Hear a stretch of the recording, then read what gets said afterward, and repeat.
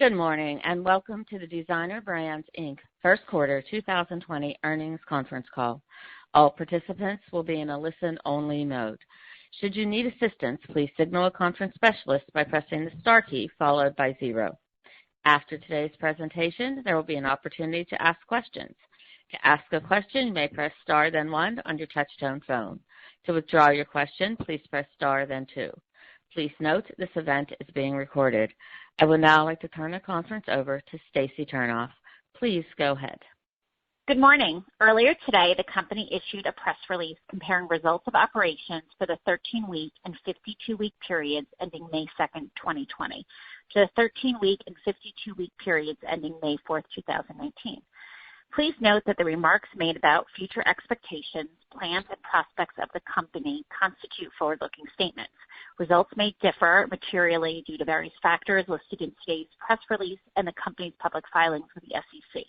The company assumes no obligation to update any forward-looking statements. Joining us today are Roger Rawlins, Chief Executive Officer, and Jared Poff, Chief Financial Officer. Now let me turn over the call to Roger. Good morning, and thank you for joining us to discuss our results for the first quarter of fiscal 2020. I'm going to start off the call by thanking our team for their diligence in taking swift and effective action to ensure the safety of associates, customers, and our communities during this difficult time.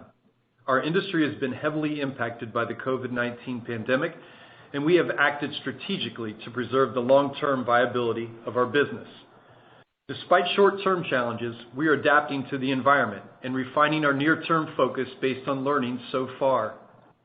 We will also continue to execute against our 3 strategic pillars in innovative ways to deliver differentiated products and offer differentiated experiences and focus on new growth opportunities to increase market share.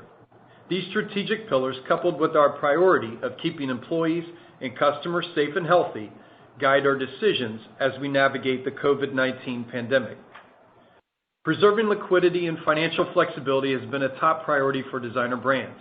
As discussed previously, we reacted swiftly upon seeing the risks of COVID-19 by significantly constraining our cash burn. We notified vendors and landlords that we were suspending payments until there was better visibility, massively reducing spring receipts, and implemented significant cost-cutting and capital preservation measures.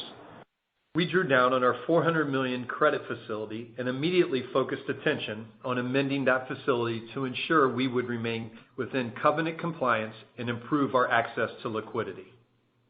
Moving forward, along with the success we've had reopening the majority of our retail locations, we've reached alignment with nearly all of our major vendors and landlords on past due amounts and have extended go-forward payment terms, which gives us more flexibility from a liquidity perspective. We are continuing to evaluate our liquidity options with a focus on ensuring a firm financial foundation for the company.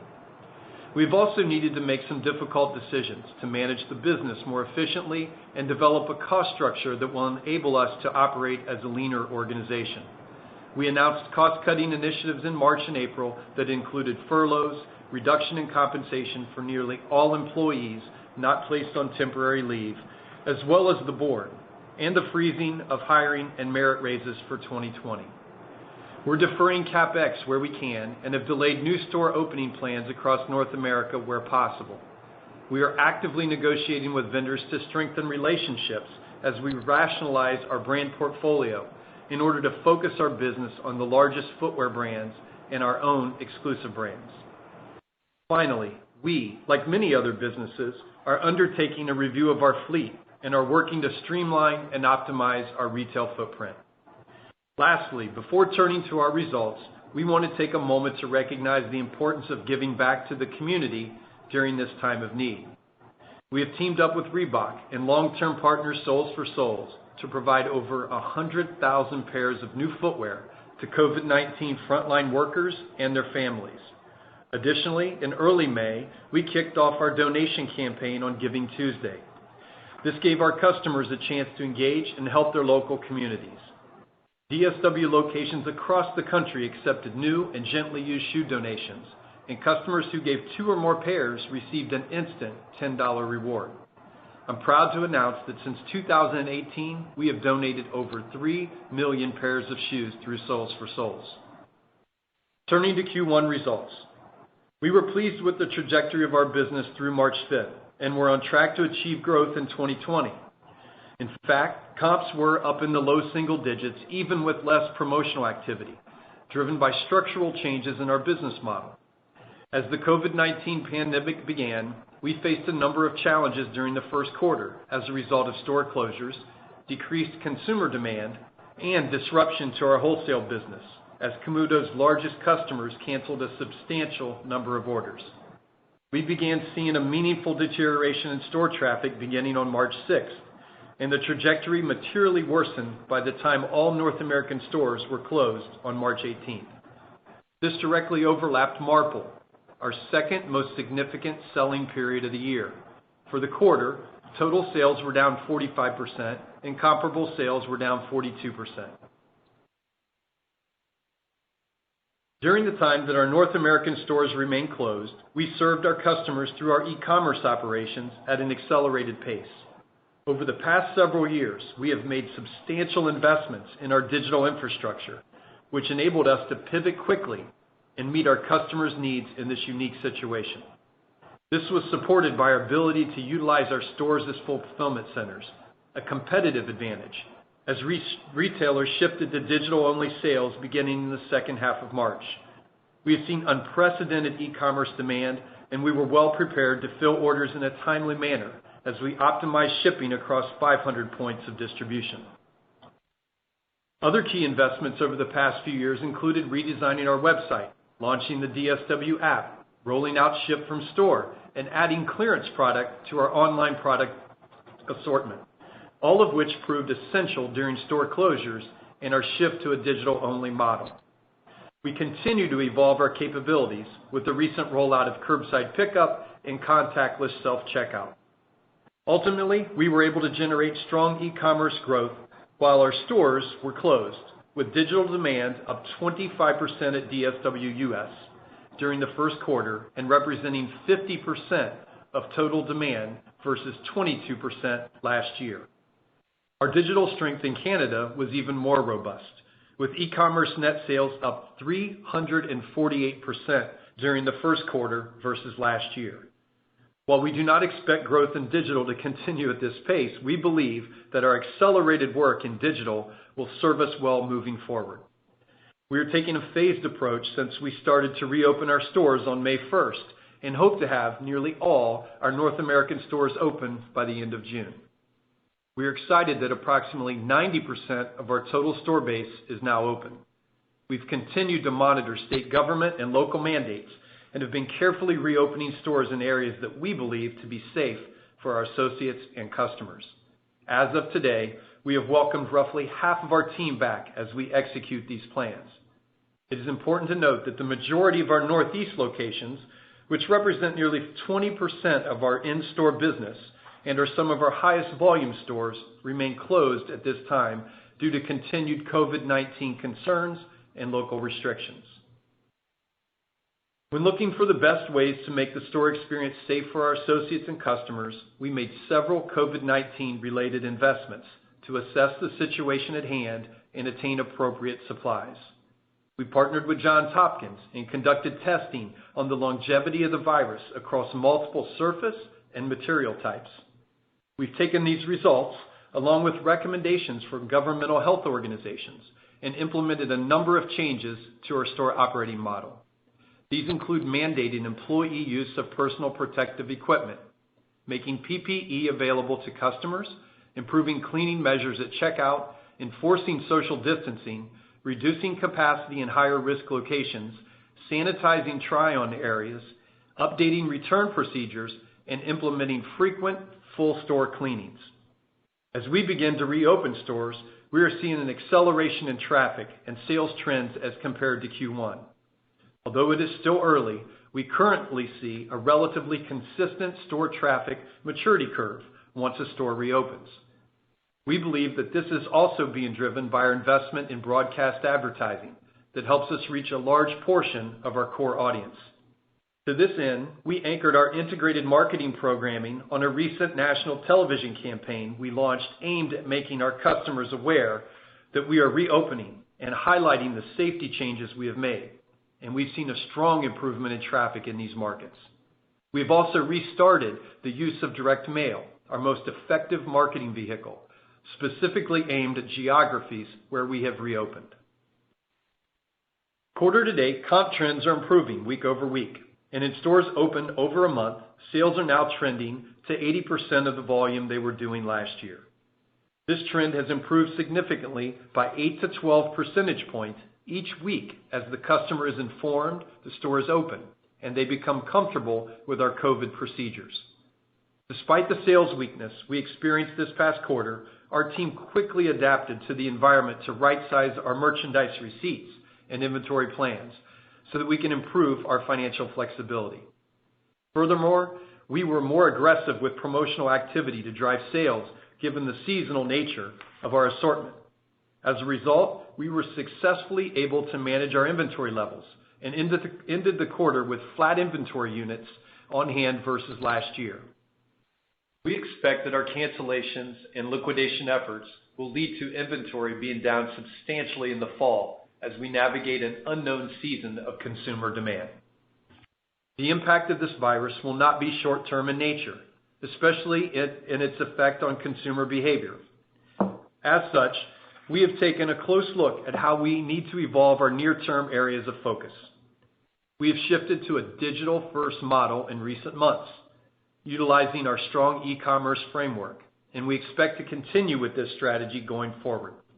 We have analyzed our learnings from the beginning of the pandemic and are prioritizing 2 initiatives in the near term that fit squarely into our existing long-term strategic pillars. First, delivering everyday value, a focus supported by our recent acquisition of Camuto. And second, prioritizing the top 50 brands in footwear. During the pandemic, our customers' needs have evolved. We have seen an influx of younger, digital-only customers drawn in by our online offerings, marketing investment, and their desire to participate in our donation campaign. On the opposite side of the spectrum, we have our more mature, store-only customers who haven't been able to meaningfully shop with us for quite some time due to store closures and ongoing COVID-19 concerns. Regardless of demographics, we know that everyday value is critical to customers' footwear purchase decisions. We are looking carefully at how to provide attractive, everyday value through pricing, assortment, and convenience. In recent months, we have taken certain pricing actions that allow us to demonstrate extreme value while also clearing some seasonal and dress product. This has taken the form of hard price reductions, as well as the acquisition of some exciting branded closeout opportunities. We have the unique ability to provide value to our customers on their inline product through our rewards program, source branded special makeup product to offer a visibly differentiated pricing value, and partner with brands on premier closeout deals. The combination of offering top quality footwear brands at regular price, special makeup, and closeouts enables us to maintain one of the largest assortments in footwear. This is further bolstered by our recent acquisition of Camuto, which gives us the ability to deliver our own brands at a better value than ever before. As we scale our VIP program and build our loyalty customer base, we are able to offer compelling rewards and promotions, supporting our everyday value offering. Finally, our investments in providing a great online experience, coupled with our new rollouts of curbside pickup and self-checkout, are redefining convenience at Designer Brands.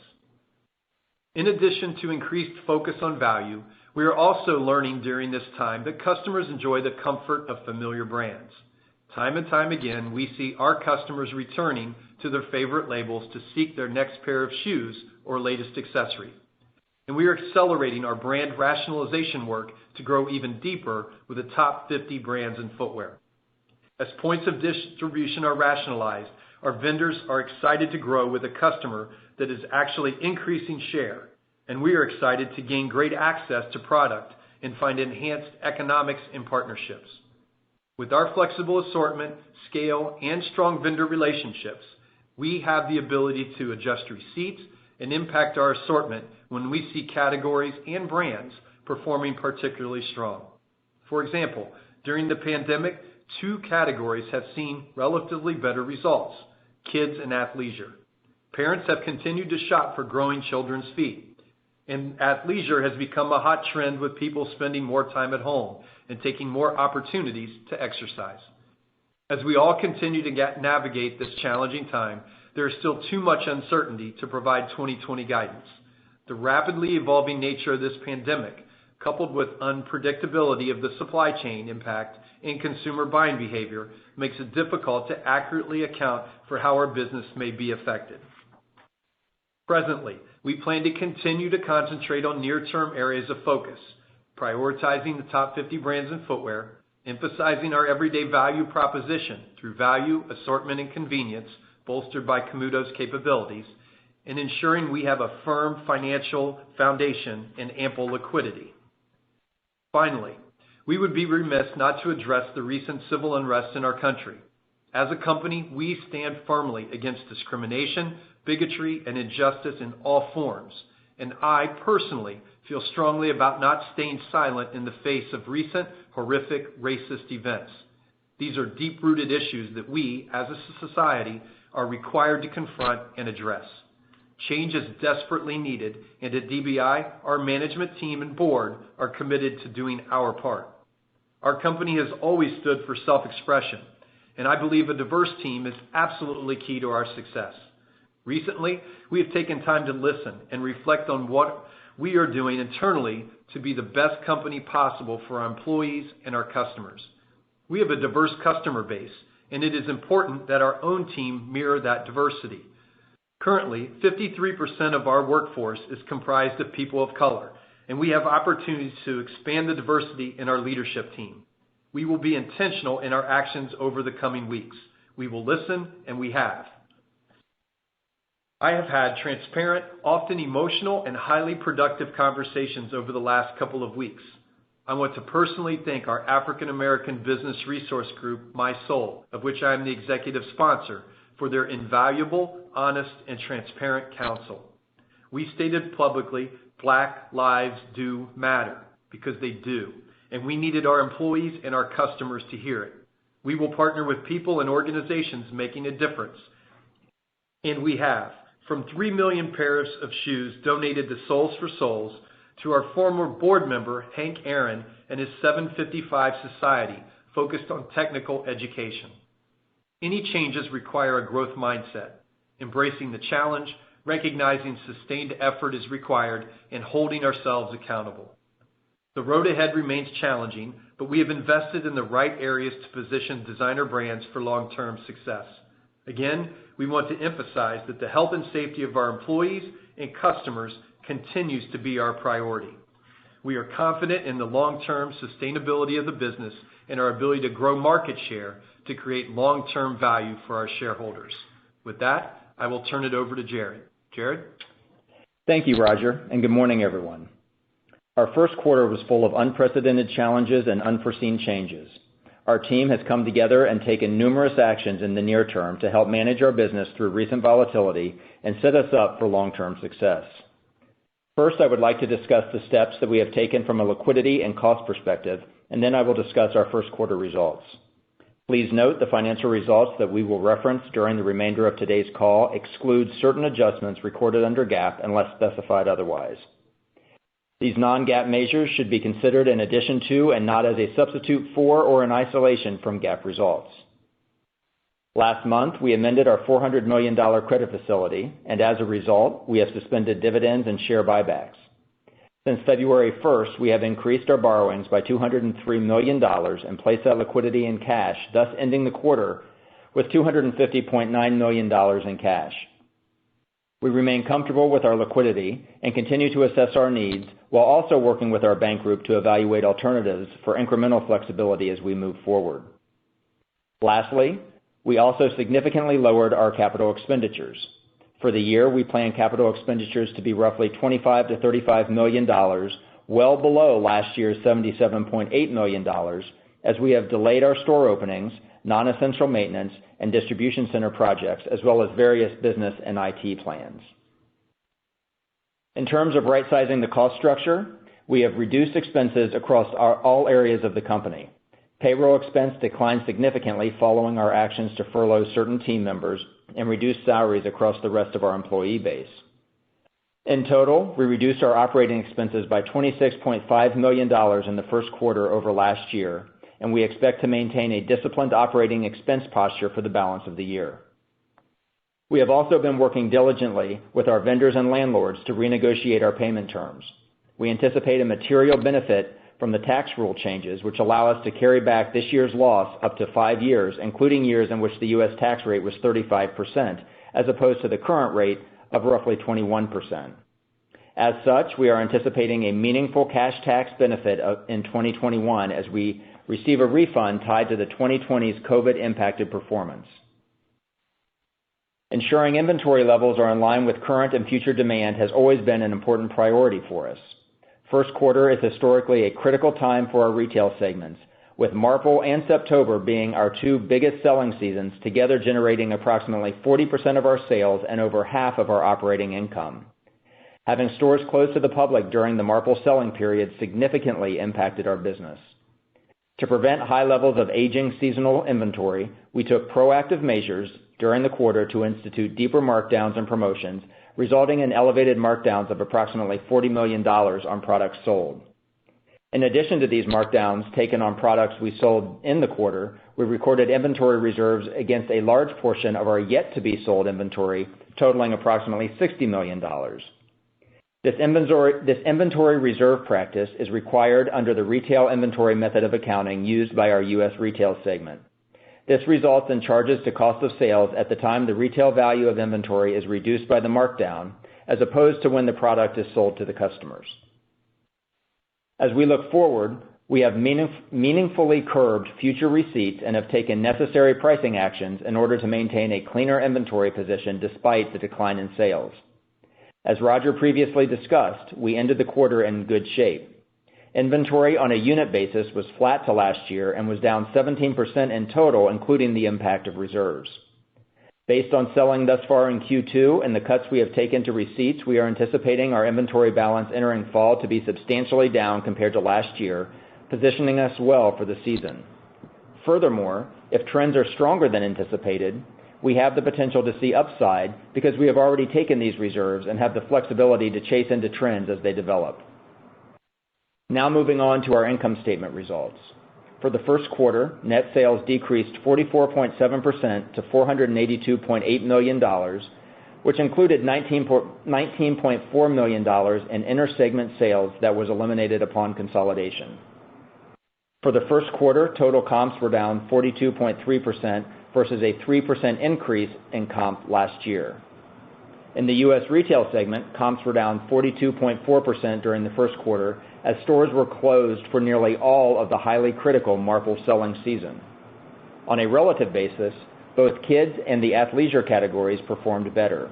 Comps for kids were only down 14.7%, with parents always needing to replace product as kids grow. We also saw consumers seeking comfort during this time, and the athleisure category was only down 33.2%. As you know, kids and athleisure are both strong and growing categories for us, and we believe we continue to have a sizable amount of runway to further develop our position in these categories. Obviously, as the customer pivoted even more strongly towards casual and athleisure, the resulting opposite impact was to dress and seasonal, historically very strong categories for us. Accordingly, with the flexibility inherent in our business model, we are following the customer's directions, and we are building our fall assortments to lean into those trending categories even more strongly. As Roger previously discussed, the strength of our e-commerce business partially offset our negative store sales trends. We saw the highest penetration of digital demand ever experienced in the history of our company, as we essentially became a .com-only retailer starting on March 18. In Canada, comps were down 32.4% for the quarter, driven by store closures. However, results were slightly offset by a combination of our strong digital growth, which comped at 348% and represented over 55% of total comp sales for Canada, and an increase in loyalty members. Similar to the U.S., Canada saw pressure across the board but performed relatively better given their higher penetration of kids and athleisure product and their much smaller digital base from which to grow. Canada has been a point of strength for us as we applied our successful initiatives from the U.S. to the new Canadian operations. Last year's relaunch of our online presence and rewards programs ensured Canada had a well-developed infrastructure to lean on during this crisis. Turning to Camuto, we saw notable disruptions in our wholesale business as our largest customers canceled a substantial number of orders, just as DSW did with many of their vendors. Total net sales for Camuto for the first quarter, including sales to DSW, were $82.1 million, down 21.5% versus last year. Wholesale sales were $67.3 million in the first quarter versus $91.8 million last year, including sales to our retail segments, which totaled approximately $17 million versus $10 million last year. As I have commented before, while not the primary strategic rationale for the Camuto acquisition, one benefit is commissioned income, which increased 39% in the quarter. This was primarily due to increased activity with our own retail segments on exclusive brand business. Prior to the impact of COVID-19, we were making good progress in increasing our penetration of exclusive brands throughout our assortment, as well as moving the production of those exclusive brands to Camuto. We have been very excited about the early sell-throughs we were seeing on the Camuto design product that hit the shelves at the start of the quarter. One of the key benefits of the Camuto acquisition is our increased ability to build out exclusive brands within our own portfolio. We remain focused on increasing our penetration of these exclusive brands in our assortment and expect to continue to transfer more production from third parties to Camuto as we move forward in 2020. Finally, in the first quarter, comps at ABG declined 62%, driven largely by temporary store closures by our retail partners. Our adjusted consolidated gross profit decreased $285 million to a loss of $26 million for the first quarter versus a profit of $259.3 million in the prior year.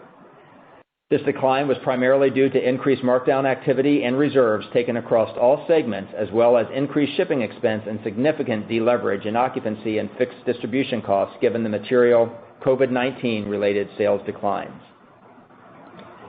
At our retail segments, we would expect merchandise margins to begin to improve in Q2 as the inventory with the Q1 reserves are sold through. However, we anticipate additional markdowns will continue to be elevated as we liquidate our spring inventory. Additionally, we expect deleverage on our fixed costs given year-over-year sales will continue to be depressed and shipping expenses will continue to be elevated as customers lean on digital sales in lieu of venturing out into a store. Camuto's gross margin was 16.9% in the first quarter, 770 basis points below last year's level of 24.6%, primarily due to the increase in inventory reserves, as we expect to sell seasonal inventory below our costs due to the cancellation of orders. However, as we accepted order cancellations, we managed our markdown allowance agreements with our retail partners to mitigate some of the gross margin deterioration on product that wasn't canceled. We do anticipate much steeper actual markdowns beyond Q1 as we liquidate the inventory that was canceled. We have significantly reduced fall production in order to better position ourselves for the season. Moving to Designer Brands operating expenses, in the first quarter, adjusted consolidated SG&A decreased 12.3% to $188.3 million versus the prior year as the company took decisive actions to cut costs across the organization as a result of temporary store closures. Given the significantly lower sales base, our SG&A as a percentage of net sales was 39%, above last year's level of 24.6%. Depreciation expense was $22.6 million in the quarter compared to $21 million in the prior year. Adjusted operating loss for Designer Brands was $212 million in the first quarter versus earnings of $46.8 million last year. This was driven primarily by the impact of COVID-19 on our gross margin, partially offset by mitigating reductions in operating expenses.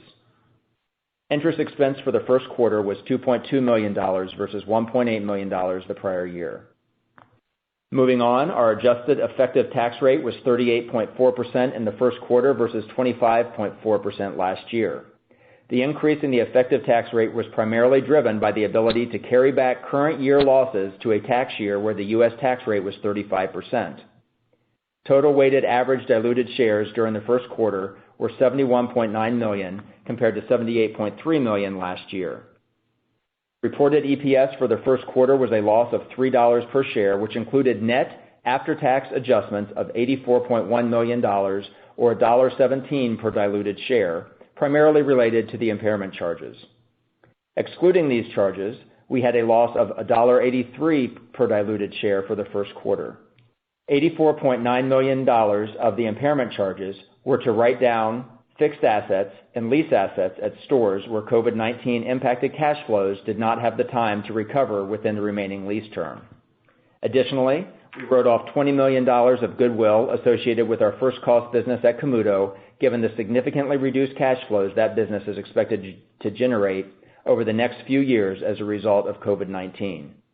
We also wrote down $7.6 million of intangibles. During Q1, we opened one store and closed one store in the U.S., ending the quarter with a total of 521 DSW stores. In Canada, we did not open or close any stores, ending the quarter with 145 stores. As a reminder, we withdrew our guidance in March. We will continue to refrain from providing guidance and look forward to sharing details when we have better visibility. As we have run multiple scenarios using myriad different assumption sets, in nearly all scenarios we continue to see pressure on our sales and our margins. We expect to continue increased promotional activities going forward, which may pressure our gross margin levels for the remainder of the year. We have made substantial progress in reducing our inventory levels as well as cutting back our inventory receipts, but there is still notable uncertainty in the market as it relates to consumer demand. Additionally, we have instituted new payment terms with our vendors, which better align payment plans with the sale of the inventory. And we are in active dialogue with our landlords discussing go-forward rent structures, which obviously pose various levels of challenge depending on various levels of impact to store traffic. We no longer expect Camuto's operating profit to be positive in 2020, but we are confident that going forward, Camuto will help drive overall consolidated profitability as they grow their production of our exclusive brands, increase their DTC business, and focus on growing a select number of national brands more thoughtfully with targeted distribution. We anticipate that Camuto-produced exclusive brands will be our biggest growth driver as we strive to reach our long-term 30% penetration. Our long-term business strategy remains intact. We are a dominant player in the footwear space, and we are evolving to anticipate and meet changing consumer demand. We remain committed to keeping you updated on all factors as we move through 2020. With that, we will open the call for questions. Operator? Thank you. We will now begin the question and answer session.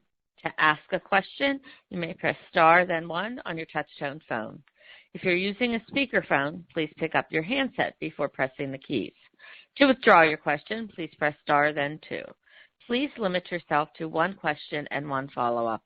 If you have further questions, you may re-enter the question queue. The first question today comes from Sam Poser with Susquehanna. Please go ahead. Good morning. Thank you for taking my question.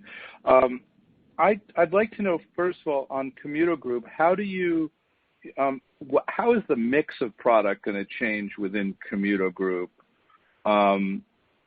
going forward, given the focus on kids and athleisure versus dress and even dress casual?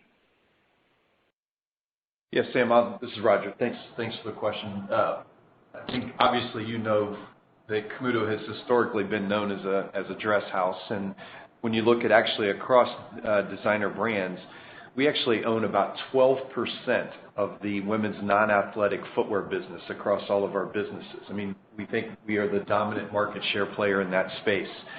We see that as an asset, and there will come a time when she's going to go out of her home and go to a restaurant or do something in the evenings or go back to work.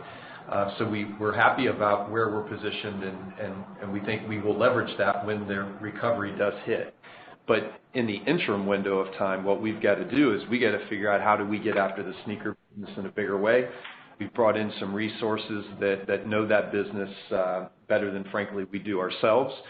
We are working in a huge way outside of Camuto, but with DSW and Shoe Company, with our athletic partners, because the beauty of our model is we have 30 million consumers, 80% of them are female. And guess what? We do not have a huge portion of their wallet when it comes to athletic.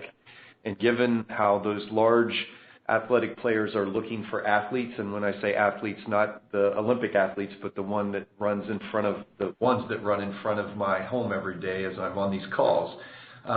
We have that customer, so we're excited actually about the kind of conversations we've been having with the top athletic brands.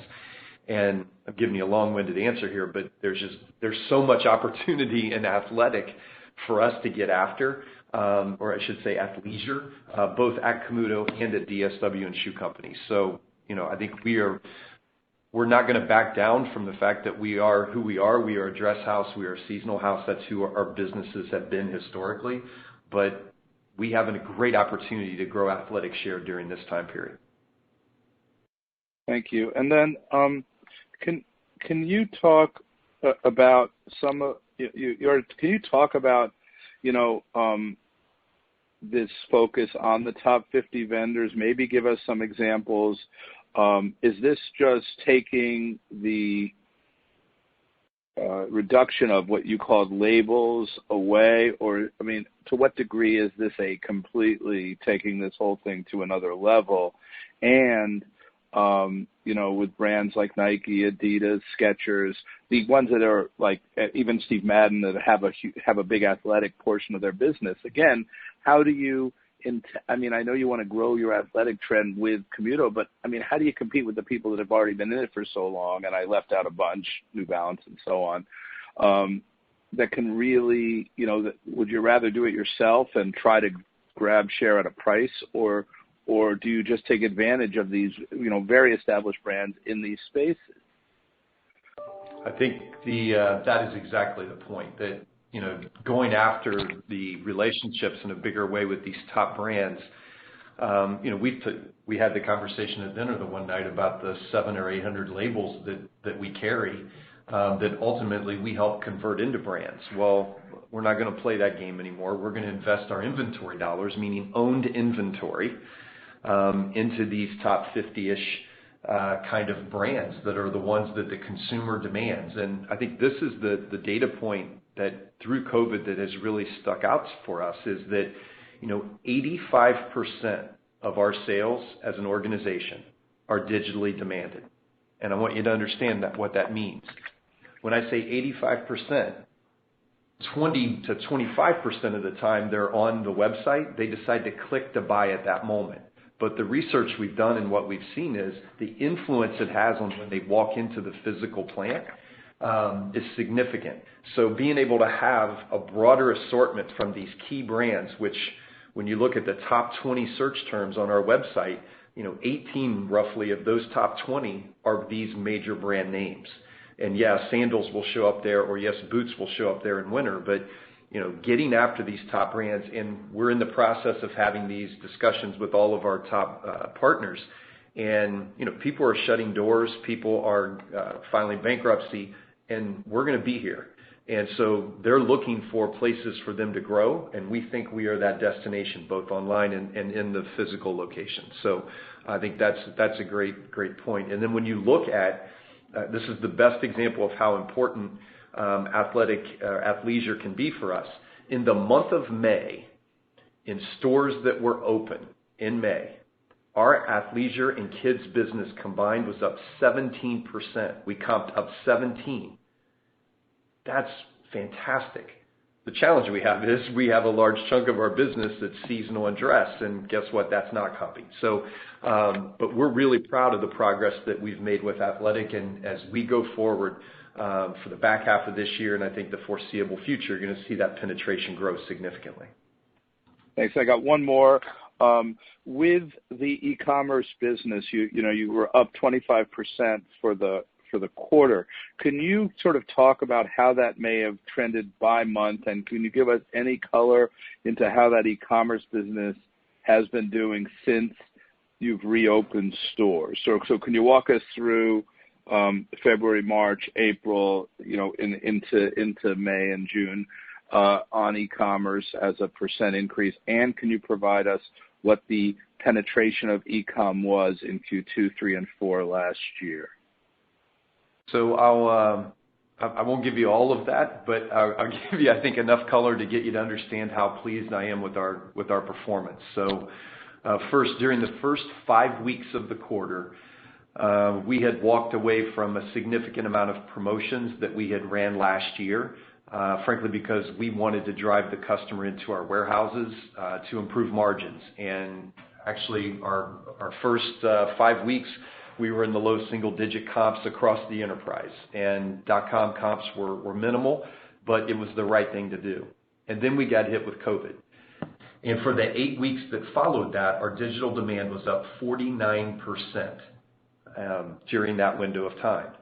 And the minute those stores closed, we actually had 3 of the 6 biggest days in the history of our company happen after stores closed. And when I say biggest days, meaning .com days, so like what Black Friday, Cyber Monday kind of days. And, we managed through that successfully without any major site issues. And all these omni tools we have invested in, we were fulfilling 80-90% of that demand out of our what we call warehouses, but were the stores.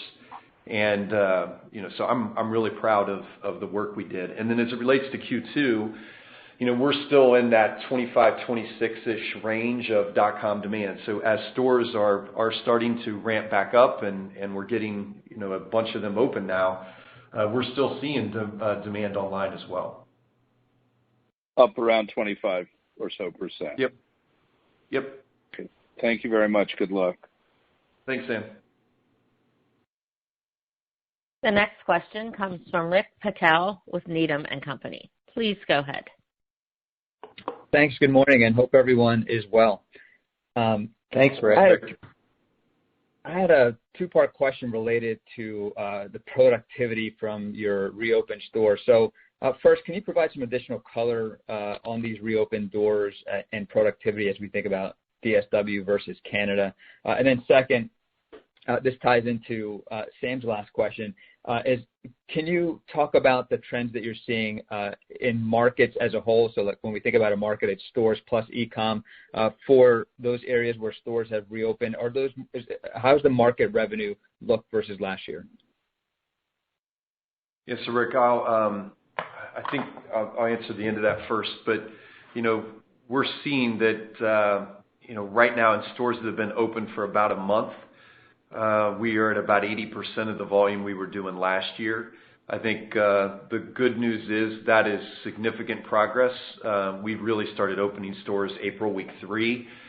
That first week we were doing roughly 5% of the business in the first group we had opened, and now to see them be closer to 80% is significant improvement. As we said, it's been improving 8 to 12 kind of comp points each week. So I think, I'm really, really happy with that. As it relates to U.S. versus Canada, we've been much more aggressive with some of our markdowns that we've taken. We didn't have the ability to get out of as much seasonal product up there as we were in the U.S., so the comp trends have been better, but margins have been impacted in a bigger way. But again, overall, we are beating our expectations that we had coming out of this as it relates to the doors that we have opened. Got it. And you talked about planning inventories down substantially in the back half. Any additional color there? Does that mean down mid-single digits or down double digits? Any relative context? And then also, can you provide color on how you're thinking about categories, just given the relative strength that you're seeing in active and kids? Like I'm assuming, are those categories going to be planned lower as well, or can we actually expect an increase in inventory there? Yeah, we ended the quarter with inventories down roughly 16-17% in dollars. And I think, that's sort of the directional plan as we head through the balance of the year. But we are going to keep significant open to buy. So what I keep going back to is 2008. And we have a playbook that worked in 2008 as it relates to turning on our marketing, which we've done. Hopefully you've seen the TV we're doing at a level that we've never done in the history of our company. You'll hear us on all the different digital channels that you listen to. So we're ramping up marketing in a significant way, and we're going to manage inventories in a chase mode so that when we see it, we will get it. And I think that leveraging the relationships we have with these top brands is key to the approach that we take. So I feel pretty good about that. And then as it relates to categories, obviously, Jared and I were in the office for the first time this week, and I said I think it's the first time in 13 weeks I've actually worn a pair of pants that's not a sweatpants. So we're going to continue to figure out ways to get after this athleisure kind of look. And, as Sam had pointed out, whether that be sneakers from some of the brands or sneakers that we can develop at Camuto, that is what he and she are wearing right now, and we've got to continue to get after that along with kids. Thank you very much. All the best. Thanks, Rick. The next question comes from Tom Nikic with Wells Fargo. Please go ahead. Hey, good morning, guys. Thanks for taking my question. You said something in the prepared comments about rationalizing the brand portfolio, and I think Jared, you might have touched on it briefly as well during your comments. I'm not sure I completely understand what's happening with the Camuto business and the brand portfolio. If you could sort of elaborate on that a bit, that'd be helpful. Thanks. Yeah, thanks, Tom. So, when we acquired Camuto, they were working on or managing upwards of 30 plus brands. And so the work that we've been doing is trying to really identify who are the target customers for each of our brands, what's the market look like for each of those brands, and then what investments are required to grow them. And so that's the work that we've been doing, and it won't be 30 brands is what I would tell you. It's going to be something significantly less than that, where we will focus our attention. And this isn't just because of COVID or because of downturn. This has been our game plan from day one, but that's what we mean. So you're going to hear about us focusing our efforts on Vince, on Lucky, on Jessica, on J.Lo, and on our exclusive brands. Those are the areas of the business that we see that there's growth potential and market opportunities. So that's where our core focus is going to be. Got it. And a quick question on, I guess the store associate base. I know you had to make the unfortunate decision to furlough, a large portion of your employee base. Have you had any sort of difficulty getting people back to work? Did people find other jobs elsewhere, or do you anticipate any issues, restaffing the stores as things get back to normal? No, we have, unfortunately, we ended up having to furlough about 88% of our entire workforce. I'm happy that because our stores are getting back up and we're getting sales, we've now called back roughly 60% of our organization, which I'm excited by that.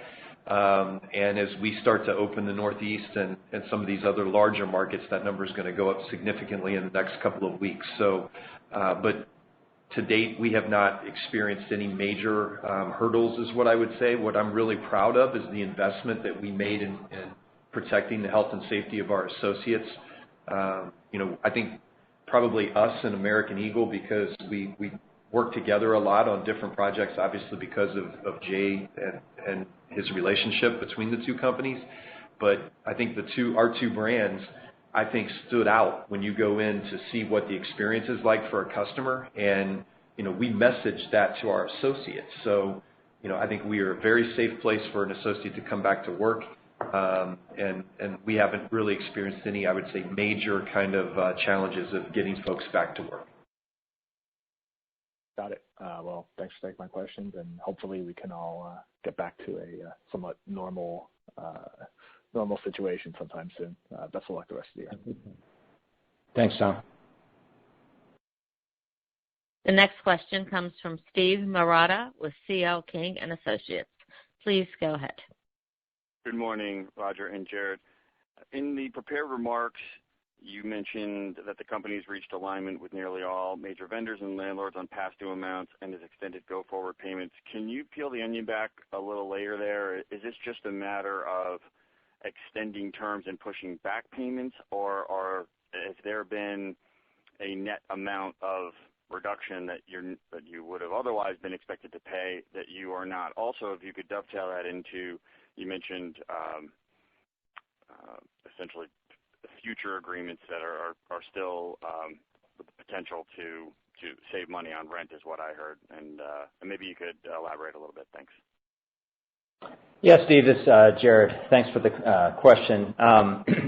We approached, so let me kind of take you back to when we first went into COVID. We reached out to all of our vendors and all of our landlords and said, until we have better clarity and visibility on our amending our current revolver and when our stores are going to reopen, we need assistance in not having to pay things as due. And we received, huge support across the board on that front. Once we had visibility on those two items, we actually started reaching out one-on-one with all of our top vendors and with every single one of our landlords to say, okay, of those items that we didn't pay you for but were due, let's get on a payment plan for that. And the vast majority were very cooperative, and we are back in good graces, and we are on good terms, and we are not in default with any of those major creditors. And that is being paid off. Every deal was different, but it's being paid off over the next few months to the next couple of years. If it was rent, it was added to the end of a lease term. Those were not concessions; those were deferrals, and I think that's what your question was getting to. We then had a discussion and reached alignment with all of our vendors about our new go-forward terms, and those are for any orders that have been written for future delivery. That is going to be much more aligned with what our anticipated inventory turn is going to be. So we should see some permanent working capital improvement come out of that. Again, as Roger was talking about, given the amount of growth we're going to have with the top 50 vendors, having that part of the discussion, it was a good time to have that with them, and it's worked out very, very favorably there. On the landlord front, we are working with A&G Realty Consultants, one of the largest lease workout groups, and we are now assessing how do we go back and have the discussion with the landlords on what does the actual rent expense look like based on what's happening with traffic. And, to be perfectly honest, right now, as much as we don't know what the permanent impact of traffic is, the landlord doesn't either. But we all know that right now it's impacted pretty substantially, and it's causing significant deleverage on our occupancy line. And that's not sustainable in the long term. So with the help of an advisor who does this for a living and does it very, very well, we are having those discussions about how do we get true actual relief in some way, shape, or form on that big expense line. That's very helpful, and I actually have another follow-up or two on that, but I'll take that offline. Roger, can you talk a little bit about, you mentioned opportunistic buys and closeouts. Can you talk about what you intend to utilize immediately, what you intend to pack away, how that will, I would assume, positively impact your margins potentially in the short term, and maybe what percent of the business you would anticipate maybe, the balance of this year, maybe a little bit next year. I assume it's going to be a little bit more than it has been. Maybe you could just talk about your strategy around buyouts and closeouts. Yes, Steve, thanks. Historically, those have become a significantly decreasing portion of our assortment. And what I'm excited about is we have had these conversations with our top brand partners is talking about how do we continue to sell their inline product, which is the same goods you could find in other retail channels. But the beauty of that for us is through our loyalty program, we're actually able to offer a value proposition that you can't find elsewhere. So, we're able to pass value to our consumer through that. And then the second big chunk of our assortment is these special makeups, that allow us to show compare at value. And then the third bucket are the closeouts. And, that has fallen down to be 8 to 10% of our business. And we're anticipating that, we should double that or bigger as we move forward. And in having these conversations with our top brands, being their first choice for liquidating those kind of goods, that's the approach that we're trying to take. And so far, those conversations have gone really well. We've had some really good closeout buys that some of them will show up in fall. We've tried not to do a ton of pack and hold of spring goods, frankly, because from a liquidity standpoint right now, I'm really not into buying a bunch of stuff and putting it in a room somewhere and burning through cash with that. So we're going to continue to get after the closeout business in a big way to be able to pass value on to our customer. And when you combine all three of those, there really is no one else out there that you can go to from a brand perspective that has all three of those within the same brand portfolio. So that's the approach we're trying to take. Very helpful. Thank you for the clarity. Yep. Thanks, Steve.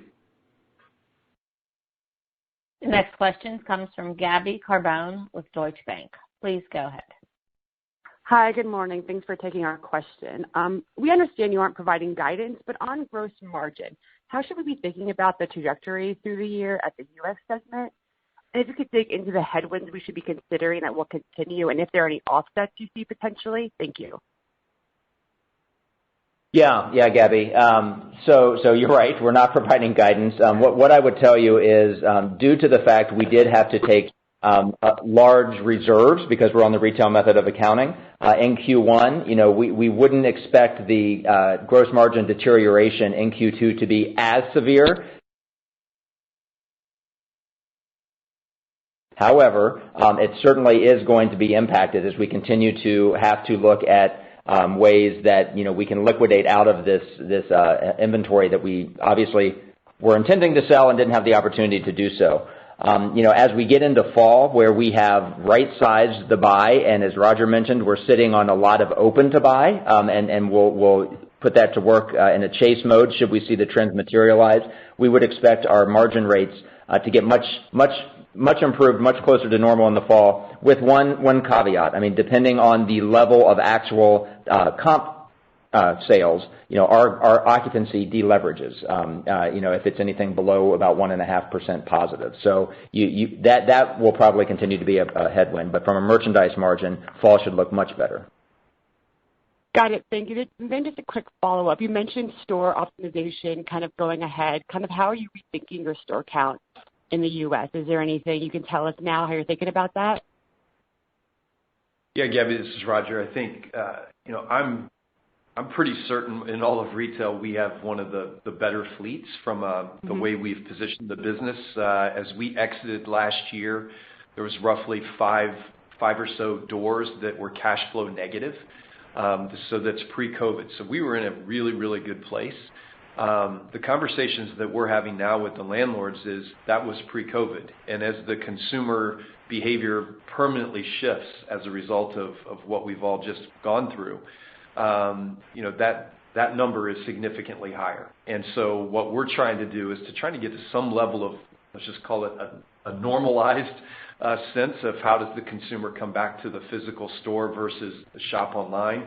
And then we've got to sit down and have the tough conversations with our landlords that, are they going to work with us or not? And the beauty of our model is, and, credit to Bill Jordan and our real estate team, our deals really every 5 years we have the ability to, open or close a store because of the way our leases are structured. So, 20% of our fleet each year we have the ability to make some decisions on. So that's the lens we're using. Let's get through Q3. Let's see how things play out as things come back to normal, and then sit down and have the real conversations with the landlord about the actions that we need their support on to ensure that we can still stay open in all of these markets. And as part of that, it will also be a conversation about how we bring these services to life.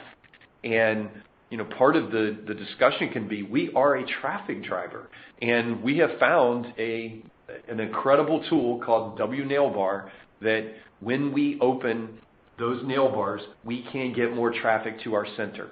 So helping to invest with us on how we can retro some stores, we have a greater appetite to go after that once we get through this. So those are all things that as we have the conversations with the landlords, we keep reminding them. But I really like the fact that we have the ability to adjust our fleet, roughly 20% a year. Great. Thank you so much for all the color. Yeah. Thanks, Gabby. Again, if you have a question, please press star, then one. The next question comes from Dana Telsey with Telsey Advisory Group. Please go ahead. Good morning, everyone. As you think about the digital business and the penetration of the digital business that you've had, how do you see the cost structure aligning with that? How do you see shipping costs go forward and how you're planning and the penetration rate? And lastly, on the expense structure, what doesn't come back, or how much of the expenses that you've realigned, what doesn't come back, and what are the categories where there's opportunity? Thank you. Well, thanks, Dana, for the question. I think, again, as we talked about the digital demand, again, think about 85% of all of our purchases really start with that digital, with a digital sale. And as it relates to shipping costs, right now is not, frankly, a time to be able to negotiate rates with some of those carriers. What I like about our business is during this pandemic, we have one carrier that we utilize today. We turned on the ability to use multiple carriers, and we did that while only having roughly 20% of our workforce in place. We've turned on buy online pickup in store years ago, but we turned on curbside pickup during the pandemic. We have some new things we've done around self-checkout.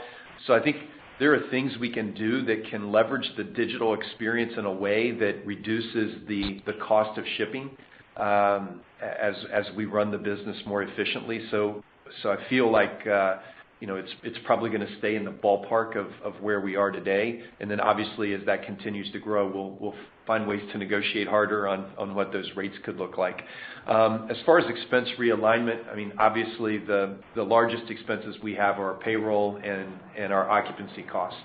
And the occupancy side, as Jared had mentioned, we're getting after that over sort of a three-staged approach. So over the next 6 months, I think we're going to be able to answer that question more specifically for you.